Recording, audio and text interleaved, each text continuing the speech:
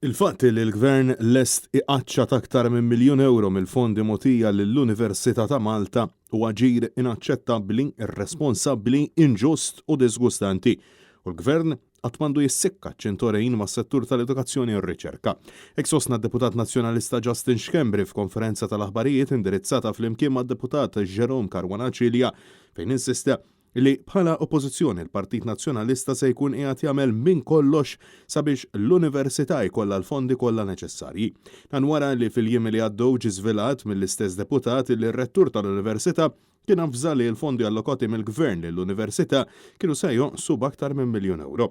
Justin Xkembri saħaq li l-Partit Nazzjonalista determinat li l-edukazzjoni tkompli tkun l-ogħla priorità fl-aġenda tiegħu filwaqt li stqarr il-banda l-oħra għall-Gvern illi biddel Ministru tal-Edukazzjoni kull sentejn mhux sorpriża li beda passi ta' awsterità mal-istudenti.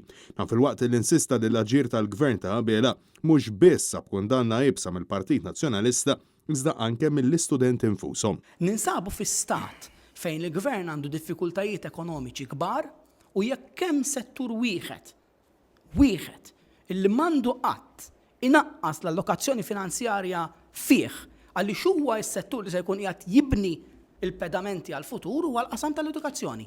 X'għamel il-Gvern konsistenti ma' dak li jagħmel fis-sebgħinijiet, fit-tmeninijiet illi iwarrab l-importanza tal-edukazzjoni. U nerġa' nirrepeti dan huwa inaċċettabbli u l-Gvern se jkun qiegħed isib l-oppożizzjoni tiqaflu għaliex aħna nemmnu fl-edukazzjoni, aħna nemmnu fid-dritt li t-tfal tagħna jkollhom l-aħjar edukazzjoni possibbli. Nagħti hawn Jerome Caruana Cilja stqarr li l-perjodu tal-aqwa żmien spiċċa u issa l-Gvern se jkun qed idur għall but taċ-ċittadin. U fakkar kif il-Ministru tal-Finanzi Clyde Caruana ħabbar li jrid inaqqas mal-€200 miljun mill-budget allokata għal din is-sena u għallaqstant mod inevitabbli staqsa mnejn se jkun qed iqaċċat aktar fondi.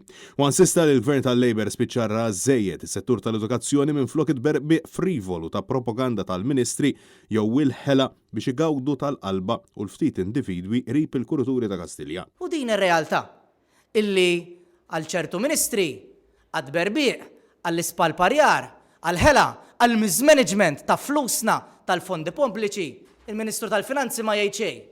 Għalihom all right. Imma l-istudenti li l-ewwel li laqtuha hemmhekk kifa naqsilhom il-budget. Infakkar u nikkonkludi li l-Ministru tal-Finanzi li l-budget huwa approvat mill-Parlament għal daqstant għandu minnu fih mingħajr dew minn żejjed jgħid minn fejn se jqaċċat dak li diġà kien preżentat fil-Kamra ta' Rappreżentanti. Francesco Catania, għal Net News.